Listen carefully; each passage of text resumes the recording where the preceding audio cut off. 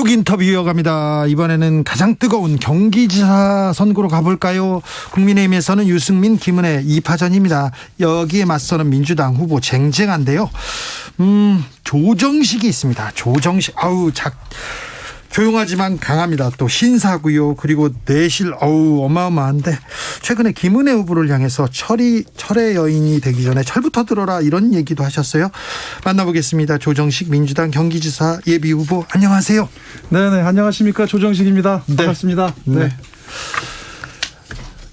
후보님은 다 좋은데 네. 실력도 뭐 경력도 내공도 인품도 다 훌륭한데 네, 고맙습니다. 포장을 잘 못하세요. 네네네.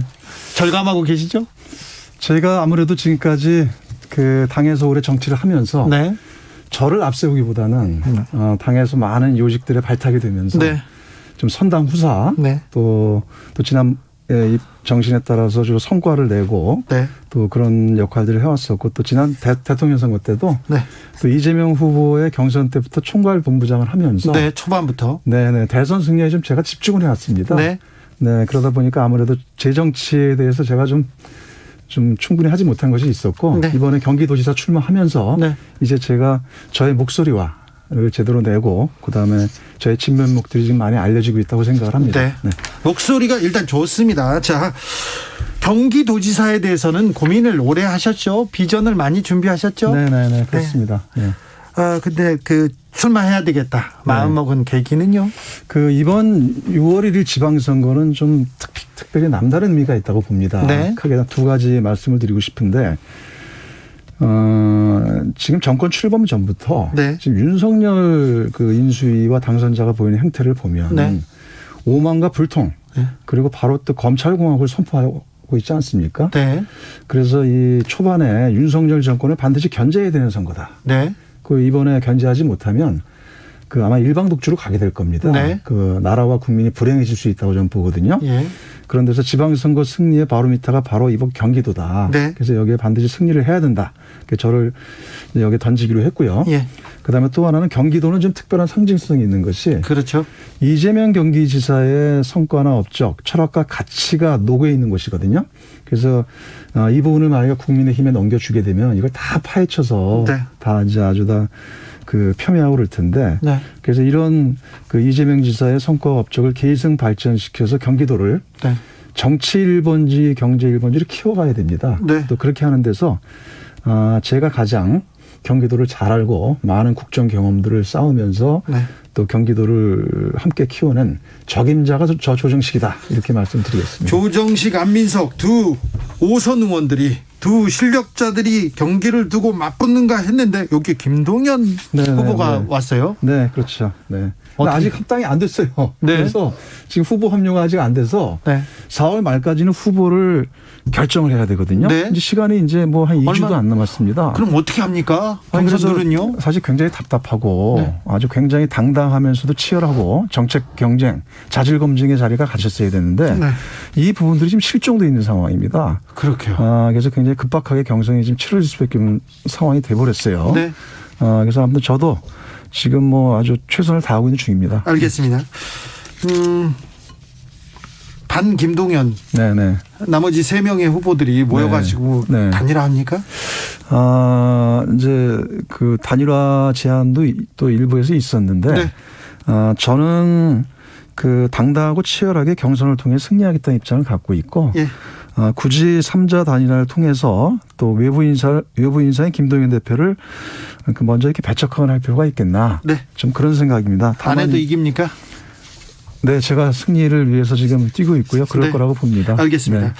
어제 윤석열 당선인 한동훈 법무장관 후보자로 지명했습니다. 어떻게 네네. 보셨어요? 아이고, 이거 한마디로 말씀을 드리면 검찰공화국을 선포한 겁니다. 그리고 이 민주주의에 대해서 전쟁을 선포한 것이나 마찬가지고 국민에 대해서 도발을 한 것이다. 저는 그렇게 보고 있어요. 네. 민주당이 얼마 전에 검찰개혁 당론 결정하지 않았습니까? 네. 그러자마자 바로 그렇죠. 이에 대해서 맞서서 검찰개혁 저지하겠다. 네.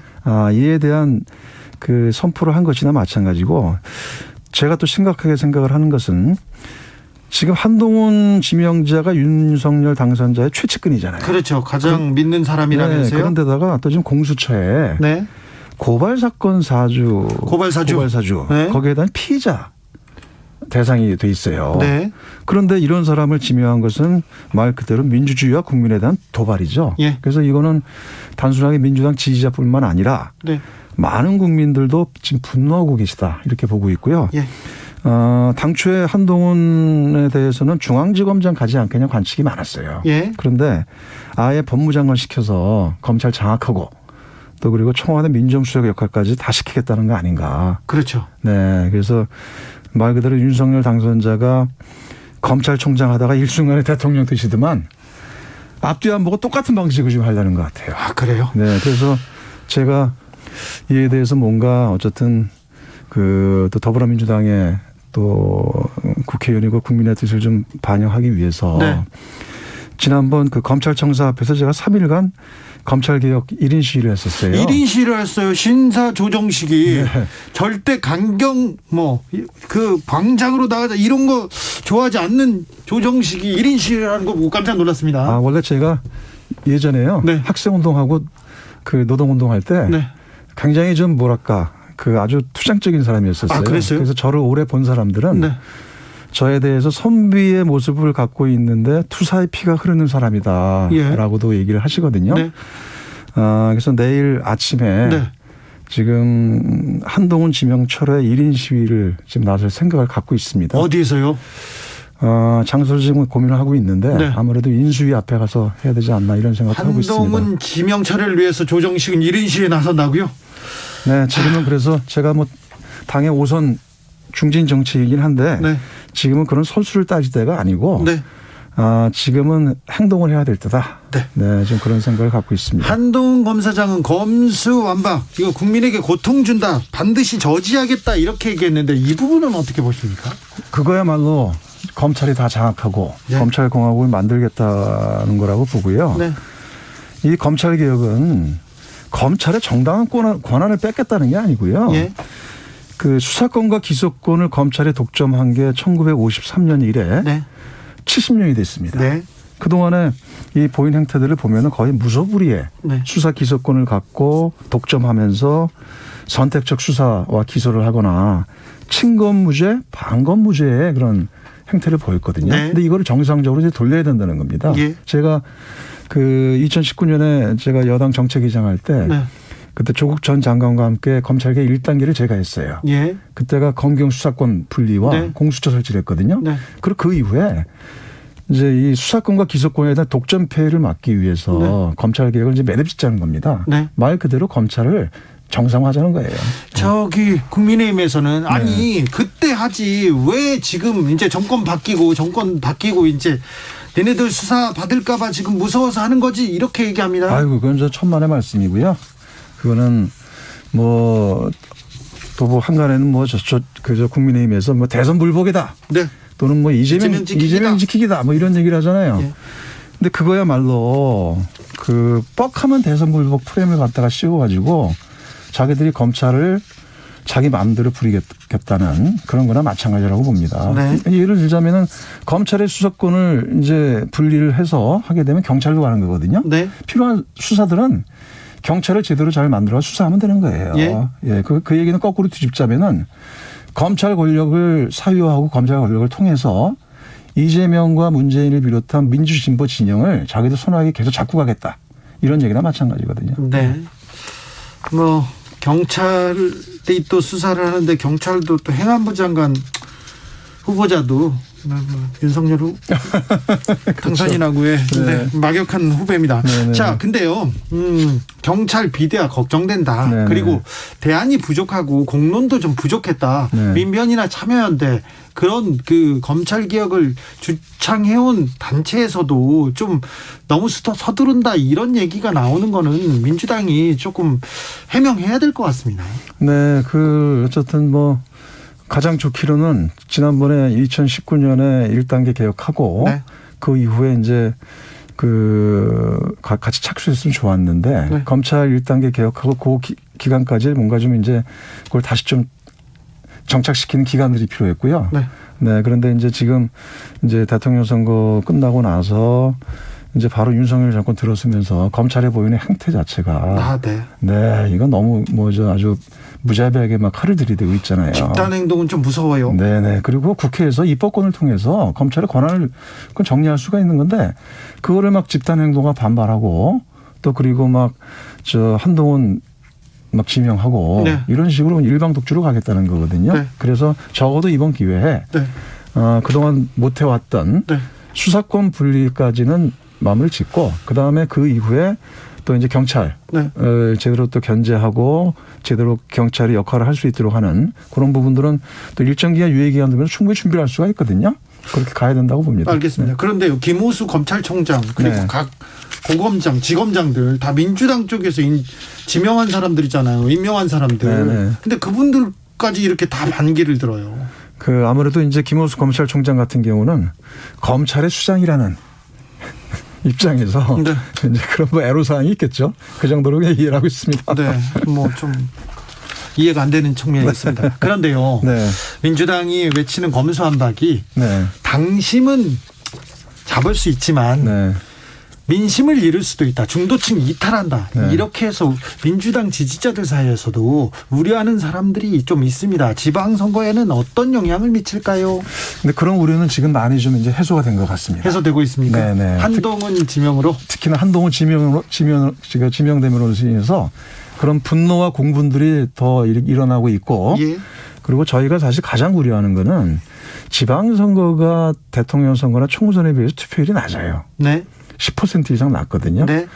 이제 그런 속에서 지금 검찰 개혁에 대해서 많은 이제 공감대가 넓혀가고 있는데 그 부분을 제대로 못했을 경우에 도리어 그 지방선거에서 그 지지자들의 열망을 모아냈는데 도리어 더 큰 잘못하면은 우리가 타격이 될 수 있다 보고 그런 지지자의 열망을 제대로 모아내서 투표율도 끌어올리고 그리고 현재 한동훈 지명에 따른 국민적 공분들을 같이 모아내서 하는 것들이 훨씬 더 효과가 있을 것이다 이렇게 봅니다. 아무튼 중도층 그리고 또 보수적인 분들한테도 좀 설명할 필요는 있는 것 같아요. 지금까지 검찰 개혁이 왜 필요했는지. 자, 그런데요. 국민의힘에서는 누가 될 것 같습니까? 지금 현재로 보면 처음에 유승민 아무런 인물이 없다 그래가지고 유승민을 갑자기 차출한 거 아닙니까? 유승민 전 의원을. 그렇죠. 경기도에 아무런 이념이 없는 차출하더니 제가 그때 그런 얘기를 했어요. 유승민 의원의 경기 출마는 윤핵관 독배를 들게 될 것이다. 드는 것이나 마찬가지다. 이렇게 얘기했었거든요. 근데 지금 그러한 양상으로 가고 있어요. 다시 인수위 대변했던 김은혜 의원을 차출하면서 결국 이제 그건 윤심이 반영된 것이죠. 반영됐다고 볼 수밖에 없죠. 네네. 그리고 벌써 이제 거기서 심재철 전 의원도 사퇴하고 경기도 전체 59개 지역위원회 중에서 50개 이상이 지금 김은혜 전 의원 쪽으로 가고 있다는 거예요. 밀고 있다면서요? 네네네. 그래서 결국은 지금 전국뿐만 아니라 이번 지방선거에서도 윤핵관 체제로서 다 깔겠다. 이런 거고요. 저는 그래서 어쨌든 김은혜 의원이 앞으로 무엇보다 유승민 전 의원도 과연 경기도정과 경기도민의 삶을 책임지기에 적절하지 않다 봤는데 김은혜 의원 또한 마찬가지라고 봐요. 왜요? 결국은 윤심에 기댄 초보 정치다라고 생각을 하고요. 철의 여인 대처를 얘기하더라고요. 담겠다 이러거든요. 영국에서 대체 엄청 인기 없는데. 근데 그게 지금 언제적 얘기입니까? 그건 철진한 신자유주의 시절 때 얘기예요. 그래서 그런 철진한 신자유주의로 경기도민의 어려운 삶을 과연 제대로 살필 수 있겠나? 저는 참 철없는 얘기라고 들어요. 얘기라고 생각을 해요. 그런 부분들이. 기자를 지냈고 이명박 청와대에서 대변인을 지냈어요. 기업에도 있었지만 그리고 인수위 대변인. 근데 이건 또 행정하고는 또 다른 문제죠. 그리고 특히나 김은혜 의원이 지난 2월 달에 소상공인 자영업자 추경 과정에서 그거를 정치 쟁점으로 삼아서 왜 오늘이 아니면 안 되는지 이해할 수 없다면서 소상공인 자영업자의 어려운 분들에게 비수를 꽂았던 사람입니다. 그래요? 그러면서 또 지금 대처를 빗대는 거는 번지수를 한참 잘못 잡은 거라고 봅니다. 정치인들이 그때그때 얘기하기도 하죠. 시민단체 얘기하더라고요. 불법 판수 얘기하더라고요. 그 부분은 뭐예요? 그 점도 제가 그거에 대해서 정말 모으는 뭐가 보인다고 예. 제가 좀 반박을 했습니다만 이 김인혜 의원의 이 기본 지방자치에 대한 기본적 인식과 철학이 안 돼 있다고 저는 생각을 해요. 네. 그리고 시민단체를 잠재적인 불법단체로 보는 공직자로서 대단히 위험한 사고를 갖고 있다고 봅니다. 그렇죠. 마치 국민의힘의 그 이준석 대표가 네. 여성과 장애인을 표적 삼아서 혐오 정치를 하지 않았습니까? 갈라치기. 네. 이제 그거와 같은 방식이라고 생각을 합니다. 네. 사실상 시민단체는 우리 사회의 건강한 민주주의의 기반이자 네. 또 지자체가 시민사회를 지원하고 촉진하는 분위기로 가고 있어요. 그래야죠. 자치분권, 네. 풀뿌리 민주주의의 하나의 큰 중요한 영역인데 이런 거를 다 무시하고 마치 이걸 갈라치기나 아니면은 막 불법단체인 것처럼 몰아가는 거는 대단히 위험한 사고다. 그리고 이거는 굉장히 지방자치에 대해서도 무지하고 상당히 이거를 정치적으로 이렇게 삼아서 갈라치기 하겠다는 이 통합과 협치의 리더십이 전혀 아니에요. 경기도민의 삶을 책임질 수가 없다고 저는 봅니다. 알겠습니다. 자, 내공의 조정식 그냥 이건 좀 물어볼게요. 네네. 오늘 안철수 인수위원장이 네. 인수위원장이 출근 안 하고 집권되잖아요. 네네네. 그래가지고 유난 공동정부도 안 될 것 같고 네네네. 이제 어떻게 될 것 같습니까? 그건 하나 좀 알려주세요. 결국 윤석열 정부뿐만 아니라 네. 당 모두가 네. 윤핵관 체제로서 가는 거다 네. 이렇게 보고요. 이미 그 전에 이태규 의원도 사퇴를 했잖아요. 네네. 그 안철수 인수위원장이 최측근인데. 네. 그리고 이제 결국 이제 오늘 안철수 인수위원장도 철수하는 상황으로 벌써 갔어요. 쳤어요. 이제 공동 끝나고 그냥 윤석열 혼자 갑니까? 저는 그렇게 갈 수밖에 없다고 봐요. 그래요? 그리고 결국 이게 안철수 인수위원장이 대선 후보 때 네. 윤석열 후보가 단일화했는데 네.